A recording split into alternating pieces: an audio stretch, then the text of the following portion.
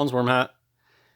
In this video, I'm going to focus on one example that may be more proof that the real biblical lands are USA, America. And before I get into that example, I just want to briefly talk about some different ideas that make me think that USA is the real biblical land. And this is not an exhaustive list of things. I'm going to be forgetting all sorts of things. But just the main examples. So one, let's just talk about words and names and places for a little bit. If you spell out Jerusalem, you'll notice right in the middle of Jerusalem it says USA. And no, I don't think that that's a coincidence. Another thing that people don't often notice are just little word things like this. Jerusalem, Salem.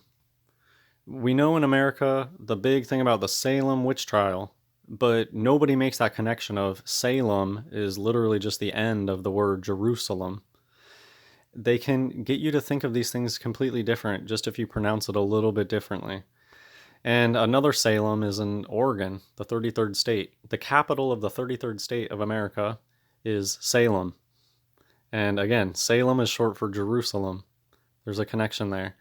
And in Oregon, there's more city names that are from, the Middle East. And yeah, I guess that's another big one.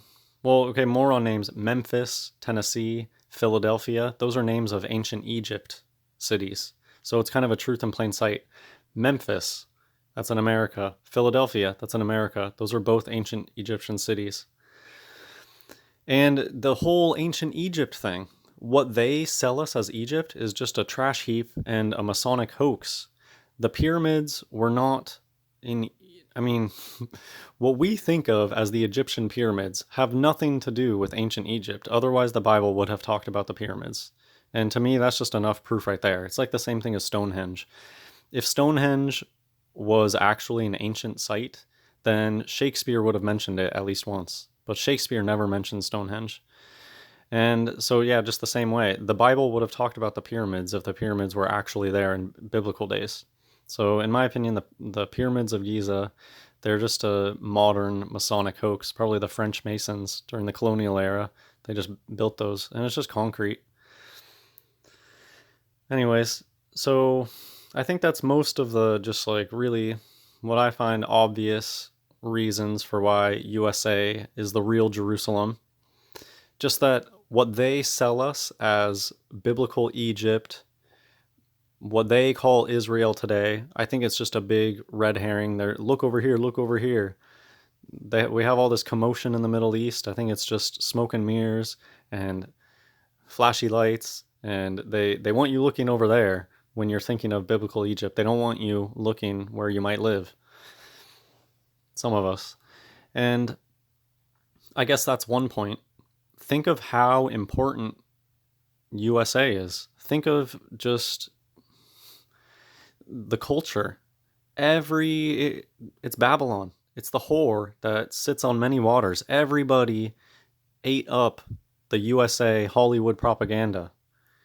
And to me, that's just another indication that USA is very important lands. And yeah, that's it. Let's get into this one example. Like I said, that was just a really short list of reasons why I think USA is ancient Egypt, or I don't know, just biblical lands, the lands that they talk about in the Bible. There's probably just so many more that I forgot to mention there. But let's get into the specific example. Thank you. A friend of mine actually showed me this. They said that they were reading about this, and they thought that this was probably in America. The Valley of Salt. There's just kind of this interesting thing. Instead of the Arameans, just kind of looks like Americans. I mean, pretty close. Does this remind you of any place, the Valley of Salt? To me, I instantly knew what this reminded me of. So there's actually many instances of the Valley of Salt in the Bible. I'm not gonna read these. One of the Psalms talks about the Valley of Salt. This is what they tell you is the Valley of Salt. Have you noticed this? When you read about places in the Bible and then you go try to research, like, oh, where is this? If I wanted to go visit this place in the Bible, where do biblical scholars think that this place is? Usually it ends up sending you to some sort of just dirt heap like this. That doesn't look anything like it. How does this turn into this? Valley of Salt, Bob's Boys Christianity blog. It's kind of funny if you think about it. These people, they think that they're going off to this great pilgrimage to these ancient lands with all this rich biblical history, but they're probably just being sent to a trash heap. Like, look at that. Valley of Salt. This was kind of interesting. One of the instances that talk about the Valley of Salt, look at this, the next verse. And other 10,000 left alive did the children of Judah carry away captive, and brought them unto the top of the rock, and cast them down from the top of the rock, that they all were broken in pieces. Interesting that they just call it the rock. I wonder if there's a specific rock formation that they're talking about here. But this doesn't look like a place where you could take 10,000 people and chuck them off a rock, and they're scattered to pieces. But you know what does? Yosemite. So did anyone think of this when they saw the picture? It's Yosemite. The Valley of Salt is Yosemite. I'm almost just 100% convinced, just because it looks the exact same. I don't think there's any place on Earth that looks like this except Yosemite. And it's been pointed out to me that Yosemite is one of those words where there's kind of a hidden truth in there. Yo, and then they get us pronounce it a little bit different, Semite, but it's spelled Semite. And we know about this whole, Jews love to talk about anti-Semite, anti-Semite, anti-Semite, but nobody ever talks to you about what it means to be a Semite.